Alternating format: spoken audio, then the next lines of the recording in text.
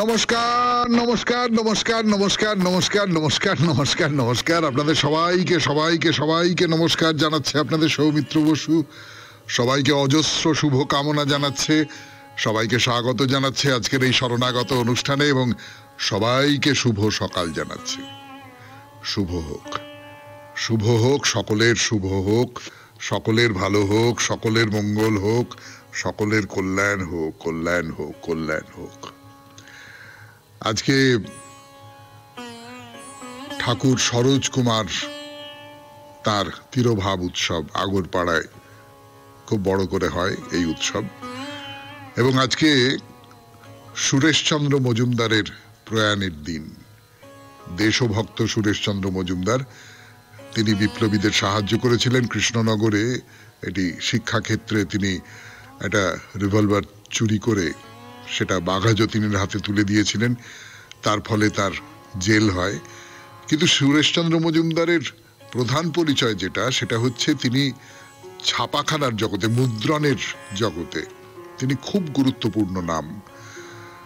এবং আমি যদি বলি যে এই আনন্দবাজার পত্রিকা, দেশ পত্রিকা, এদের প্রতিষ্ঠা বিদেশি পত্রিকা সাহেবরা যেগুলো সম্পাদনা করেন এবং বার করেন, তার প্রতিদ্বন্দ্বী হিসেবে আনন্দবাজার বা দেশকে আলোয় নিয়ে আসা, এই কাজটার প্রধান তিনি হোতা, তিনি শুরু করেছিলেন। আজ তার প্রয়াণ দিবস 12ই আগস্ট। এবারে তাহলে বেণীমাধব শীলের পঞ্জিকা অনুযায়ী আজকের দিনটার কথা বলি। আজকে 26শে শ্রাবণ 1432, ইংরেজির 12ই আগস্ট 2025, মঙ্গলবার, তৃতীয়া। আজ কৃষ্ণপক্ষ। সূর্যোদয়ের সময় ভোর 5:15, সূর্যাস্তের সময় সন্ধে 6:10। পূর্ব ভাদ্রপদ নক্ষত্র। আজকে জন্মে কুম্ভ রাশি, শূদ্র বর্ণ, মতান্তরে বৈশ্য বর্ণ, নরগণ। দিনের বেলা 8:30 গতে মীন রাশি, বিপ্র বর্ণ। আমাদের হোয়াটসঅ্যাপে চিঠি পাঠাবার নাম্বার আপনারা জানেন, 9831922927। চিঠির গোড়ায় অতি অবশ্যই SG লিখতে হবে। এখানে আপনাদের প্রতি আমার একটা অনুযোগ আছে, সেটা হচ্ছে যে ওই বৃহস্পতিবারের শরণাগতর জন্য কোনো একটা বিষয় বলে দেওয়া হয়, আপনারা শুধু সেই বিষয় নিয়েই চিঠি লেখেন। তার বাইরে অন্য বিষয় নিয়ে যদি চিঠি লেখেন তাহলে ভালো হয়। তার কারণ একই বিষয় নিয়ে পরপর অনেকগুলো চিঠি পড়লে সেটা আপনাদের কিরকম লাগবে সেইটা নিয়ে আমার মনের মধ্যে একটু সংশয় আছে। বৃহস্পতিবারের যে চিঠিপত্র লেখার শরণাগত, সেটাতে তো একই বিষয় নিয়ে নানান মানুষ কিভাবে নানানভাবে দেখছেন সেটা আমরা দেখি, কিন্তু নানান বিষয় নিয়ে যদি প্রতিদিন একটা করে চিঠি লেখা যায় তাহলে খুব ভালো হয়। আপনাদের মনের মধ্যে এইরকম বিষয় তো জেগে ওঠে, তাই নিয়ে চিঠি লিখতে বসে যান। এবারে তাহলে আজকের অনুষ্ঠান সম্পর্কে বলি। প্রথমে পুরাণ চিরন্তন। পুরাণ চিরন্তনের তপস্বী নিয়ে কথা হচ্ছিল এবং তপস্বীদের নানান রকম কৃচ্ছতা সাধন করতে হয়, সেই সমস্ত নিয়েও খানিকটা কথা হচ্ছিল। বালখিল্য মুনিদের কথা হচ্ছিল গতদিন। তারপরে চলে যাব স্বামী বিবেকানন্দের রচনা থেকে পাঠ। এই পর্বে পুনর্জন্ম এই শিরোনামে তিনি যে রচনাটি করেছেন সেইটা পড়ে শোনাবো, তার বাংলা অনুবাদ পড়ে শোনাবো আপনাদের। তারপরে ভগবদ গীতার ভূমিকা আমরা প্রায় শেষ করে এনেছি, স্বামী রঙ্গনাথানন্দজির অসামান্য রচনা, সেইটা শোনাবো মানসিক চাপ জয় করার উপায়। মানসিক চাপের নানান রকম ধরন আছে, তাই নিয়ে স্বামী গোকুলানন্দজির রচনা। আপনাদের চিঠিপত্র তো বটেই, এবং শেষে বাইরে দূরে। 92.7 বিগ FM এর শরণাগত অনুষ্ঠান শুনছেন। আমি আছি আপনাদের সঙ্গে, আপনাদের সৌমিত্র বসু। এখন গানের পরে পুরাণ চিরন্তন, তপস্বীর কথা। গান শেষ করে ফিরে এলো আপনাদের সৌমিত্র বসু 92.7 বিগ FM এর শরণাগত অনুষ্ঠানে। তাহলে নানান রকম তপস্বীর কথা বলা হচ্ছে। তপস্যার নানান রকম ধরন আছে এবং সেই ধরনের মধ্যে একটা কিন্তু হচ্ছে খুব স্বল্পাহার। কতটা স্বল্পাহার সেইটা নিয়ে কথা বলছিলাম, যে কত রকম ফেনপ উষ্মপ, এইরকম সব তপস্যার বিধি রয়েছে। যে দুধ খাওয়ার সময় বাছুরের মুখ থেকে যে ফেনাটুকু বেরোয় সেই ফেনাটুকু খেয়ে থাকা, সেই তারা হচ্ছেন ফেনপ। হ্যাঁ, এইরকম সব উষ্মপ। উষ্মপ মানে হচ্ছেন তারা মানুষের নিবেদিত দ্রব্যের উষ্ম ভাগ গ্রহণ করেন। যতক্ষণ অন্ন উষ্ণ থাকে ততক্ষণ সংযমীরা ভোজন করেন, যতক্ষণ ঘৃতের গুণ বর্ণিত না হয় ততক্ষণ পিতৃগণ ভোজন করেন। এরকম মানে আরো আরো আরো নানান ধরনের তপস্বীদের কথা বলছে, স্কন্দ পুরাণে বলছে। কেউ হচ্ছেন ধূমপ, মানে ধোঁয়া খেয়ে থাকেন। আর ধোঁয়া খেয়ে থাকা খুব শক্ত। ধোঁয়া খেতে বারণ করি আমরা, বিড়ি সিগারেট খেতে তো বারণ করা হয়, কিন্তু না, আমি ঠাট্টার জায়গায় যাচ্ছি না, কিন্তু শুধু ধোঁয়া খেয়ে থাকেন এইরকম। মধুপ, যারা কেবলমাত্র মধু পান করে জীবন ধারণ করেন। মদাহার, মাঝে মাঝে যারা মদ্যপান করেন। সর্বভক্ষ নামে যারা আছেন তারা সমস্ত কিছু খান, গ্রাহ্য বর্জ্য সমস্ত খান। অভোজন আর এক ধরনের তপস্বী আছেন যারা কিছু খান না। আর একেবারে শেষে আছেন নগ্ন সাধকেরা, যারা বুঝতেই পাচ্ছেন জামা কাপড় ইত্যাদি ইত্যাদি কিছুই পরেন না। তো এই যে তপস্বীদের যে তালিকা করে দেওয়া হয়েছে স্কন্দ পুরাণে, এর মধ্যে ফেনপ এবং উষ্মপ এই নামগুলো পুরনো শাস্ত্রতে আছে তপস্বী হিসেবে। পুরনো শাস্ত্রে স্কন্দ পুরাণের আগে যে সমস্ত শাস্ত্র গ্রন্থ রয়েছে তার মধ্যে এই ফেনপ এবং উষ্মপ এই দুজনের দুটি গোত্রের নাম রয়েছে। কিন্তু ধরা যাক ধূম্রপ বা মধুপায়ী তপস্বীদের কথা পুরনো যে শাস্ত্র সেইখানে খুব পাওয়া যায় না। বা ধরুন অন্য মদাহারী, সর্বভক্ষ, এরা হচ্ছেন শিবানুচরদের সংস্কারভুক্ত তপস্বী। অভোজন বা নগ্নরাও তাই।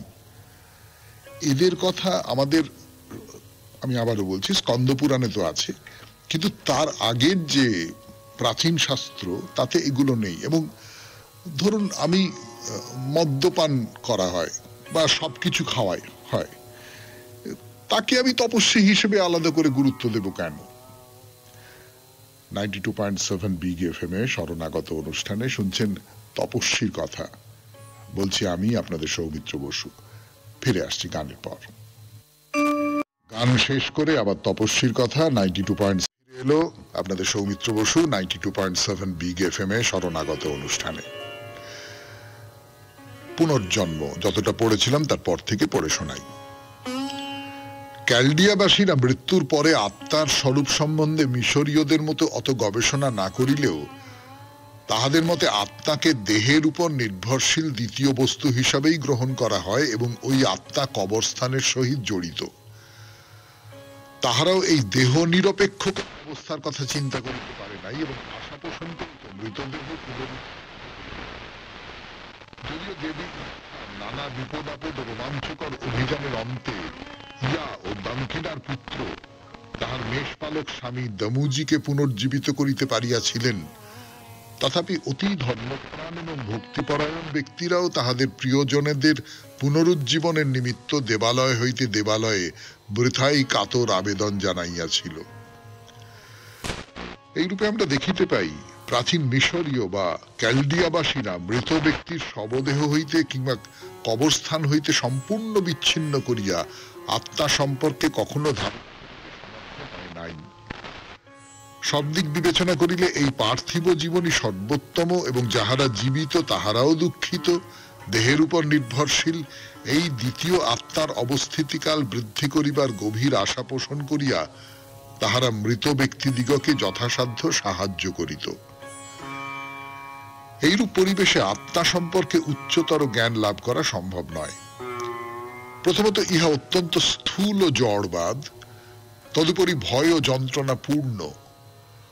অসংখ্য অশুভ শক্তির দ্বারা ত্রস্ত হইয়া ওইগুলিকে এড়াইবার নৈরাশ্যজনক ও উদ্বিগ্ন চেষ্টায় জীবিতদের আত্মাও তাহাদের ধারণা অনুযায়ী মৃতের আত্মার মতো সারা পৃথিবীতে ঘুরিয়া বেড়াইয়াও কিছুতেই গলিত সব ও সবাধারের গণ্ডির বাহিরে যাইতে পারিতেছে না। এখন আমাদিগকে আত্মা সম্বন্ধে উচ্চতর ধারণার মূল আবিষ্কারের জন্য অপর একটি জাতির দিকে দৃষ্টিপাত করিতে হইবে, যাহাদের নিকট ঈশ্বর সর্বকরুণা নিলয়ে সর্বব্যাপী পুরুষ, যাহাদের নিকট তিনি জ্যোতির্ময়, দয়ালু ও সহায়ক বিভিন্ন দেবতার মাধ্যমে নিজেকে প্রকাশ করেন। মানব জাতির মধ্যে যাহারা সর্বাগ্রে ঈশ্বরকে পিতৃ সম্বোধন করিয়া বলিয়াছিল, পিতা যেমন তাহার প্রিয় পুত্রের হস্ত ধারণ করেন, আপনিও তেমনি আমার হস্ত ধারণ করুন। যাহাদের নিকট জীবন ছিল আশার বস্তু, নৈরাশ্যের নয়, ধর্ম যাহাদের নিকট জীবনের প্রমত্ত উত্তেজনার অবসরে বেদনার্ত ব্যক্তির মুখ হইতে অকস্মাৎ নিঃসৃত কতকগুলি সবিরাম আর্তনাদ মাত্র নয়, পরন্তু যাহাদের ধারণা সমূহ আমাদের নিকট শস্যক্ষেত্রের সুগন্ধে ও বনানীর সৌরভে আমোদিত হইয়া উদ্ভাসিত এই শোভাময় ধরণীকে অভিনন্দন করিবার কালে পক্ষীকণ্ঠ হইতে যেরূপ কাকলি নিঃসৃত হয় তাহারই সদৃশ আজও তাহা ৮সহস্র বৎসরের স্মরণে ধরিয়া আমাদের নিকট দিব্য ধামের নবীন আহ্বানের ন্যায় আসিয়া উপস্থিত হয়। আমরা এবার প্রাচীন আর্য জাতির কথাই বলিতেছি। শুনলেন স্বামী বিবেকানন্দের রচনা থেকে পাঠ, পুনর্জন্ম। 92.7 বিগ এফএম এ শরণাগত অনুষ্ঠানে এবার গান, গানের পর ভগবদ গীতা, স্বামী রঙ্গনাথানন্দজি। ভগবদ গীতা থেকে পাঠ 92.7 বিগ এফএম এ শরণাগত অনুষ্ঠানে আমি আছি আপনাদের সঙ্গে, আপনাদের সৌমিত্র বসু। ভগবদ গীতা স্বামী রঙ্গনাথানন্দজি তার ব্যাখ্যা করেছেন। এর আগের দিন আমরা যে জায়গা পর্যন্ত এসেছিলাম সেটা যুদ্ধের বিবরণের একেবারে শেষ পর্যায়ে, যেখানে কৌরব এবং পাণ্ডব দুই পক্ষের সেনানীর মাঝখানে স্থাপন করা হয়েছে অর্জুনের রথ, এবং সেইখানে দাঁড়িয়ে অর্জুন দেখছেন যে তার নিকট আত্মীয় স্বজন, বন্ধু বান্ধব, প্রিয়জন, তাদের সঙ্গে তাকে যুদ্ধ করতে হবে। এই যে যেখান থেকে গীতা শুরু হয় সেই পর্বে এসে পৌঁছেছিলাম আমরা। এইবারে তারপর থেকে আলোচনা শুরু করি। স্বামী রঙ্গনাথানন্দজি কি বলছেন। তখন কুন্তিপুত্র অর্জুন সেনাদলের মধ্যে আত্মীয়বর্গকে উপস্থিত থাকতে দেখে গভীর করুণাবিষ্ট হয়ে এইভাবে বলেছিলেন, বহু যুদ্ধে, বিশেষত গৃহযুদ্ধের সময় লোকে নিজ নিজ দেশবাসীর সঙ্গেই যুদ্ধ করে থাকে। আমেরিকার গৃহযুদ্ধে কত লোক নিজ নিজ আত্মীয়বর্গের বিরুদ্ধে যুদ্ধ করেছিল। আমাদের বন্ধুরা অপর পক্ষে ছিল। গৃহযুদ্ধের প্রকৃতি এই। এটি তো গৃহযুদ্ধেরও বেশি, এটি ছিল একই পরিবারের মধ্যে যুদ্ধ। কৌরবগণ একদিকে আর পাণ্ডবগণ অন্যদিকে। তাদের সকল সুহৃদবর্গ হাতে হাত মিলিয়েছিল। অর্জুনের আপন আচার্যগণও সেখানে উপস্থিত ছিলেন। এবার অর্জুনকে এক অত্যন্ত বিষাদপূর্ণ পরিস্থিতির সামনাসামনি হতে হলো। অর্জুন সেই মহা দুঃখ প্রকাশ করছেন। এই অধ্যায়কে অর্জুনের দুঃখের যোগ, অর্জুন বিষাদ যোগ বলা হয়। বিষাদ হলো দুঃখ, সেটি যোগও বটে, কারণ সেই বিষাদ থেকেই ঘটতে থাকে তার মহান পরিণতি। আমরা চিন্তা করতে আরম্ভ করি, আমরা বিচার শুরু করি। তুমি উপদেশ চাও, তোমাকে পথ নির্দেশ দিতে পারে এমন কিছু দর্শনও তুমি চাও। তাই এই অধ্যায়টিকে যোগ, অর্জুন বিষাদ যোগ বলা হয়। অর্জুন বললেন, হে কৃষ্ণ, যুদ্ধের জন্য সমবেত আমার এইসব স্বজনবর্গকে দেখে আমার অঙ্গসমূহ অবশ হয়ে যাচ্ছে, মুখ শুকিয়ে যাচ্ছে, সারা শরীর কম্পমান হচ্ছে, আমার রোম খাড়া হয়ে যাচ্ছে, আমার গান্ডীব ধনু হাত থেকে খসে পড়ছে, আমার গাত্রদাহ হচ্ছে। অর্জুন এক অত্যন্ত সংকটময় পরিস্থিতিতে পড়েছেন। তার স্নায়ুমণ্ডলী খুব চঞ্চল হয়ে উঠেছে। হে কেশব, শ্রীকৃষ্ণের আরেকটি নাম, আমি সোজা হয়ে দাঁড়াতে পারছি না, আমার মনও যেন ঘুরছে, আর অমঙ্গল সূচক লক্ষণ সমূহ আমি দেখতে পাচ্ছি। পরের শ্লোকগুলি অত্যন্ত গুরুতর বিভ্রান্তিকর, ভীতিজনক, উদ্বেগপূর্ণ স্নায়বিক অবস্থার এক অতি সুন্দর চিত্রায়ন। হে কৃষ্ণ, যুদ্ধক্ষেত্রে আমার এইসব আপনজনকে সংহার করে কোনো মঙ্গল হবে বলে মনে করি না। আমি জয় চাই না, রাজ্য চাই না, এমনকি সুখভোগও আকাঙ্ক্ষা করি না। হে গোবিন্দ, আমাদের রাজ্যে কি প্রয়োজন, আর সুখভোগেও জীবন ধারণেই বা কি প্রয়োজন? কারণ যাদের জন্য রাজ্য, ভোগ ও সুখাদি আমরা অভিলাষ করে থাকি, সেই আচার্যগণ, পিতৃব্যগণ, পুত্রগণ, পিতামহগণ, মাতুলগণ, শ্বশুরগণ, পৌত্রগণ, শ্যালকগণ ও স্বজনগণই প্রাণ ও ধনাদির আশা ছেড়ে দিয়ে যুদ্ধে নেমেছেন। শুনছেন ভগবদ গীতা থেকে পাঠ, 92.7 বিগ এফএম এ শরণাগত অনুষ্ঠানে। ফিরে আসছি আরো পাঠ করবার জন্য গানের পর। আবার ভগবদ গীতার পাতায় 92.7 বিগ এফএম এ শরণাগত অনুষ্ঠানে। গীতার 32 থেকে 34টি শ্লোক পর্যন্ত বলা হয়েছে, যেখানে অর্জুন খুব কঠিন পরিস্থিতিতে পড়েছেন। অর্জুন যে সে সময় আরো গভীরতর সংকটে পড়েছিলেন, পরবর্তী শ্লোকগুলিতে তা বলা হয়েছে। হে মধুসূদন, মধু দৈত্য নিধনকারী শ্রীকৃষ্ণ, এরা আমাকে বধ করলেও গোটা ত্রৈলোক্যের রাজ্যভারের জন্য এদের বধ করতে ইচ্ছা করি না। পৃথিবীর রাজ্যটুকুর জন্য তো কোনো কথাই ওঠে না। এই ধরনের আবেগের বশবর্তী হয়ে অর্জুন এখন মনে মনে স্থির করে ফেলেছেন যে যুদ্ধক্ষেত্র থেকে তিনি সরে যাবেন। হে জনার্দন অর্থাৎ শ্রীকৃষ্ণ, এইসব ধৃতরাষ্ট্র পুত্রগণকে বধ করে আমাদের কি বা সুখ হবে? এইসব আততায়ীদের বধ করলে পাপই আমাদের আশ্রয় করবে। ওরা অবশ্যই আততায়ী, কারণ ওরা বহু অপরাধে অপরাধী, ওরা বহু মন্দ কাজ করেছে, ওরা একসময় পাণ্ডবদের পুড়িয়ে মারবার চেষ্টা করেছিল। এসব সত্ত্বেও ওদের সঙ্গে এই যুদ্ধে লিপ্ত হওয়াতে আমি কোন রকম মজা দেখছি না।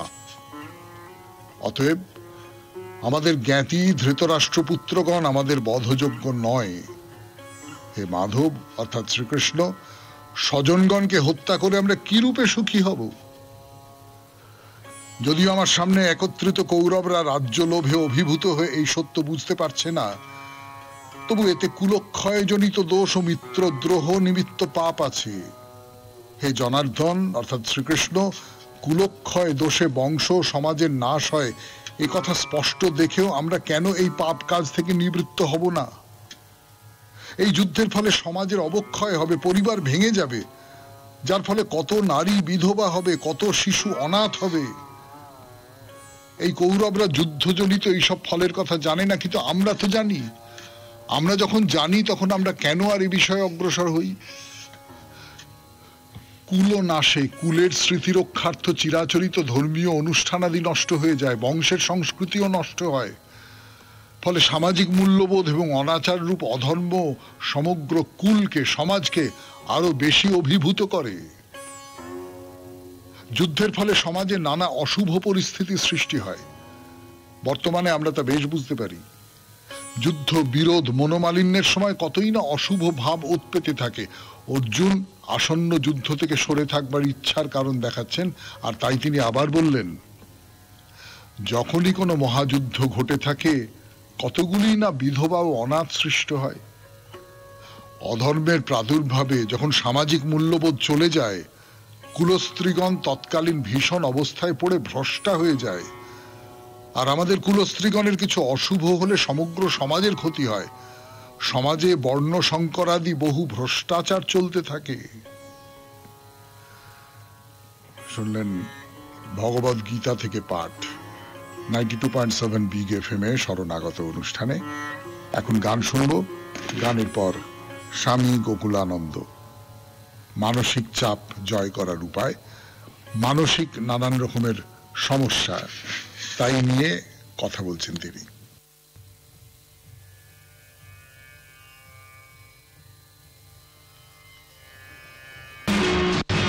শোনাচ্ছি আপনাদের। এর আগের দিন এক ভদ্রলোকের কথা বলেছিলাম যিনি সব সময় ব্যস্ত। তার মনে হলো যে না, এই যে ভোজ সভায় আমার যাওয়ার কথা, আমি দেরি করে যাব, ততক্ষণ আমি নিজেকে নিয়ে একটু একা থাকবো। এবং এইটা যে করলেন তার ফলে তার মনের মধ্যে প্রভূত পরিমাণে শান্তি এলো। সুতরাং মানসিক চাপ থেকে যদি মুক্ত হতে চাই, প্রথমেই আমাদের কাজের উদ্দাম গতি কমাতে হবে। এই উন্মাদের মতো ব্যস্ততা মনের সত্যিকারের শান্তির সন্ধান কোনোদিনই আমাদের দেবে না। ঈশ্বর কখনোই চান না যে আমরা এত ব্যস্ত হয়ে ছুটি। তার বিচারে যদি আমরা এমন পাগলের মতো ছুটি, আমরা কষ্ট ভোগ করবই। উদাহরণ দিয়ে বলি, এক বিখ্যাত জিনিস প্রস্তুতকারক ছিলেন যিনি সবসময় চাপে ভুগতেন।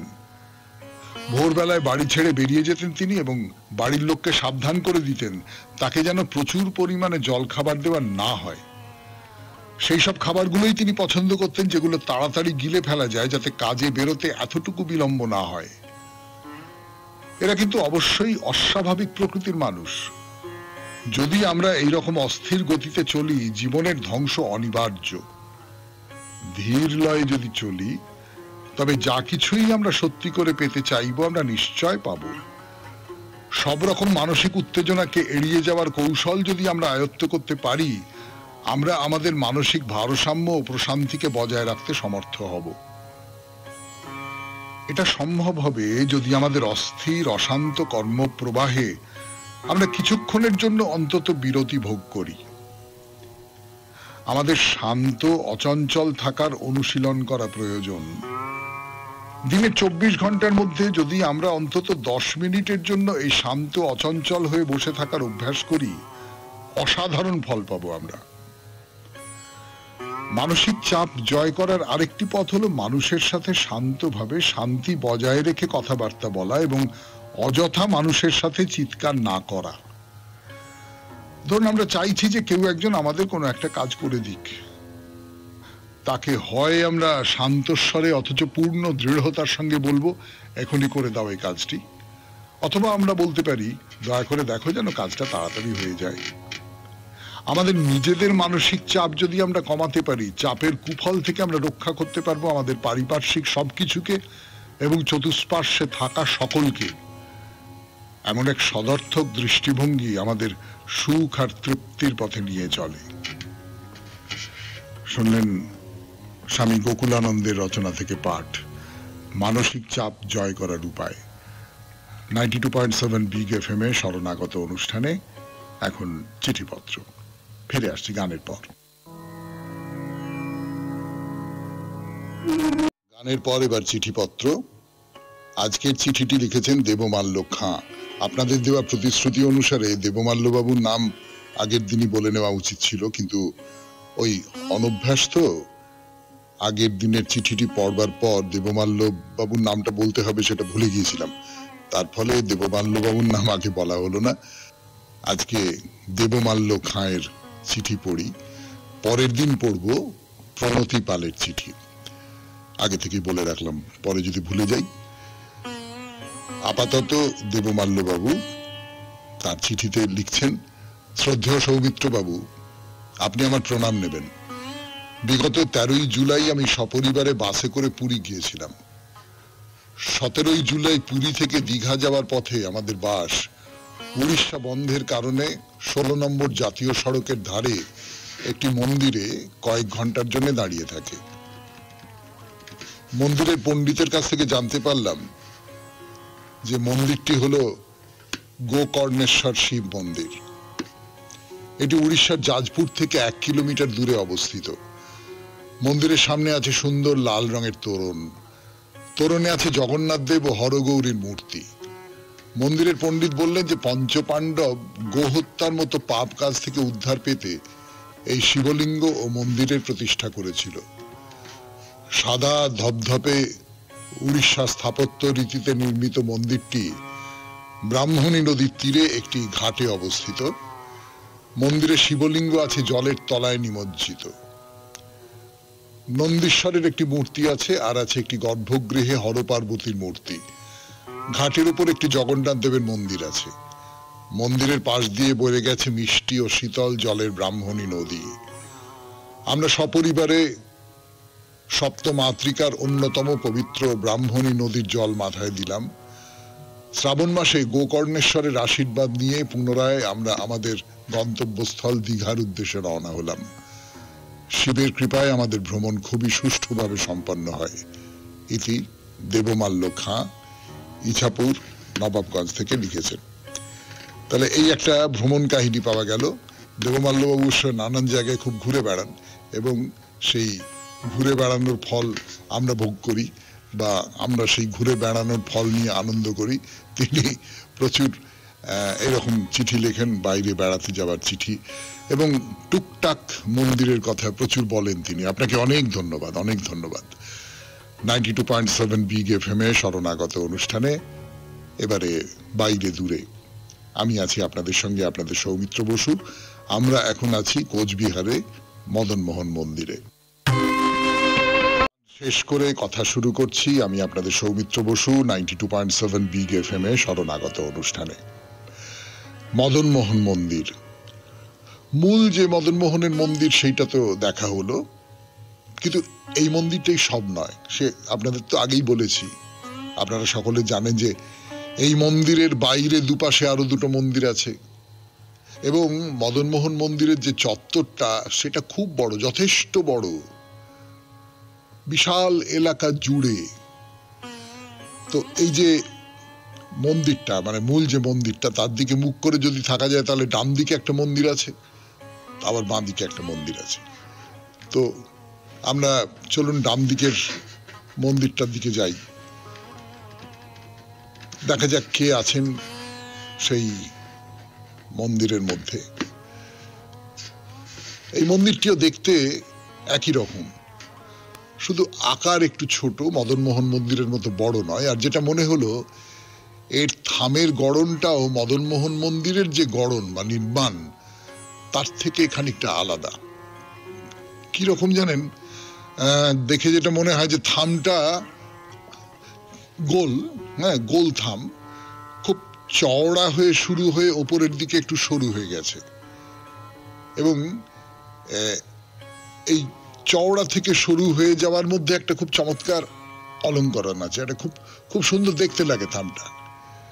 এবং সিঁড়ি দিয়ে উঠে দরজা, সেইখানে অধিষ্ঠান করছেন আরো তিন দেবী, মা কালী, মা তারা, মা ভবানী।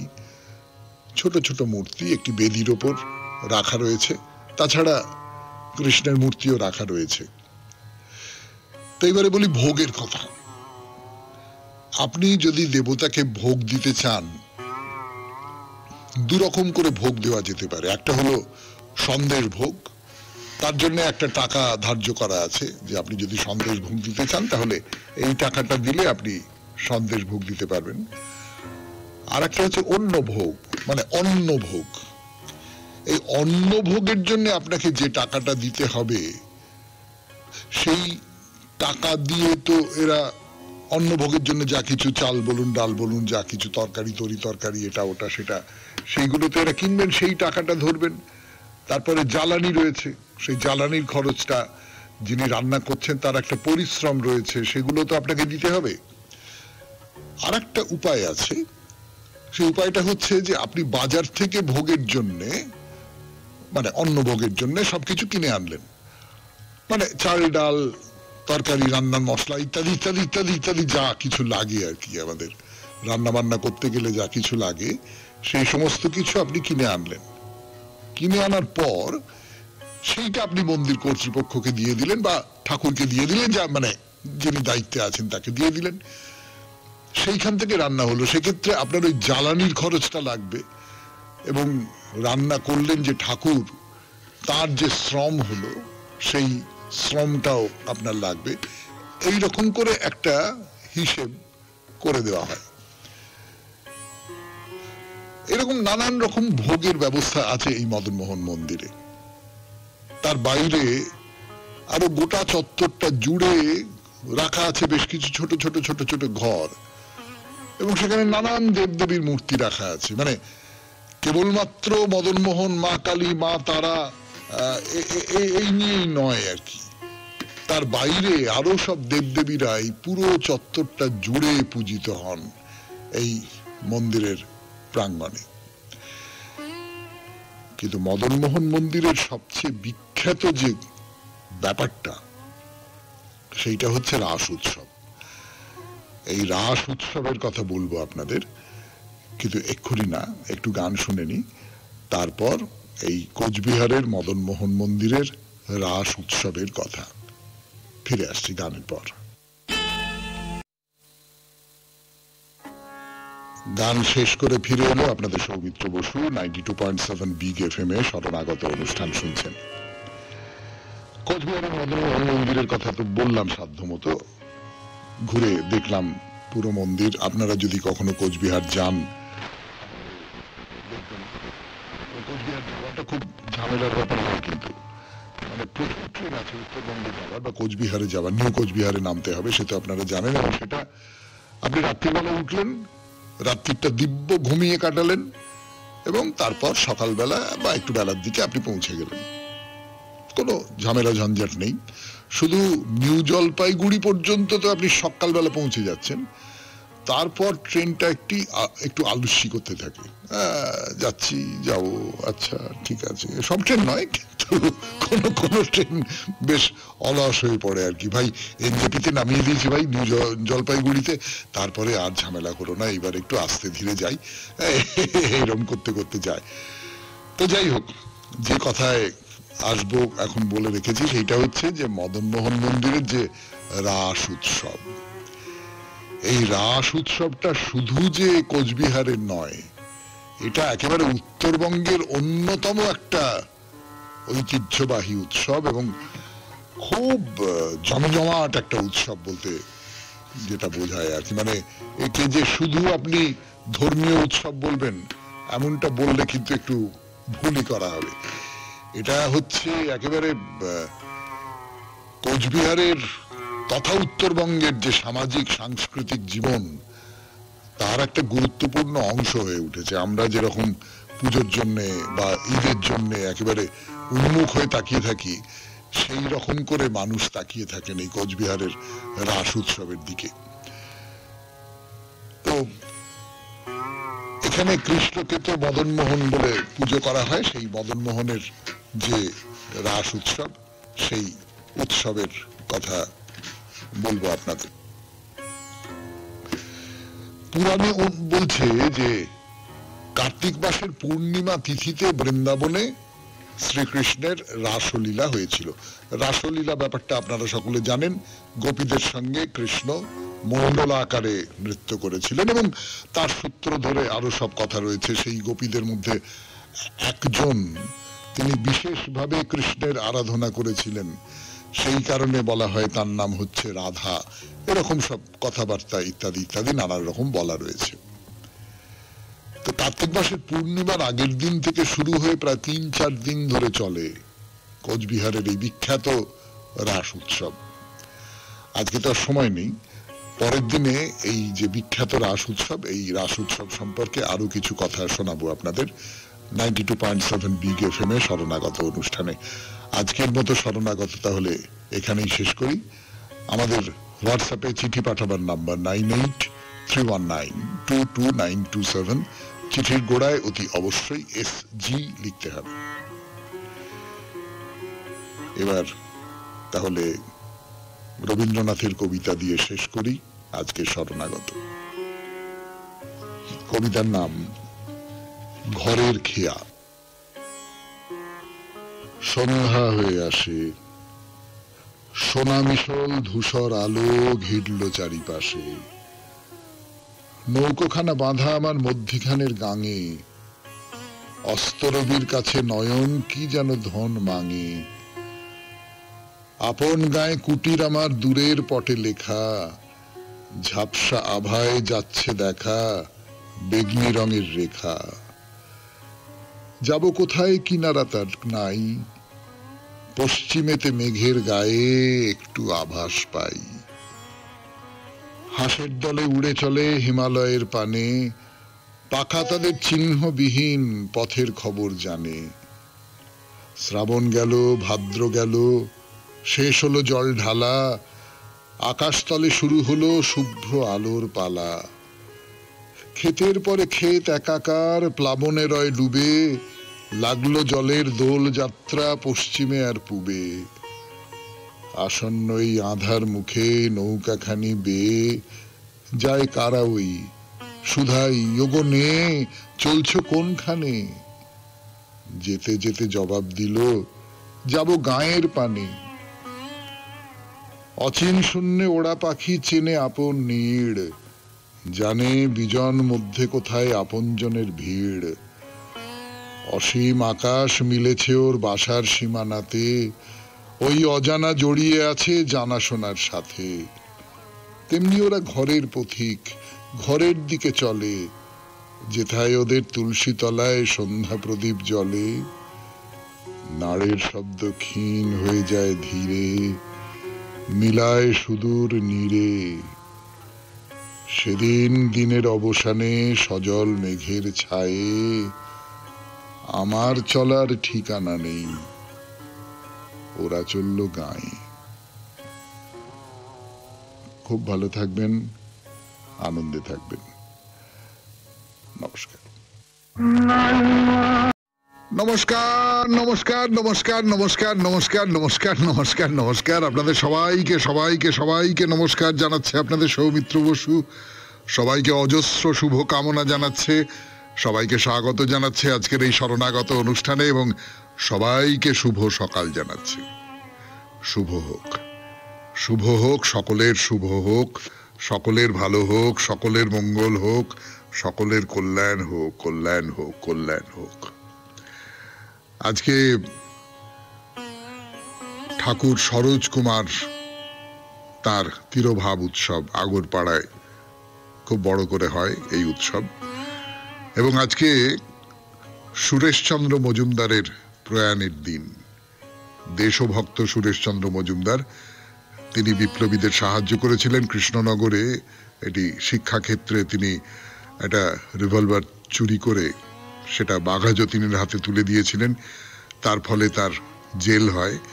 কিন্তু সুরেশচন্দ্র মজুমদারের প্রধান পরিচয় যেটা, সেটা হচ্ছে তিনি ছাপাখানার জগতে, মুদ্রণের জগতে তিনি খুব গুরুত্বপূর্ণ নাম।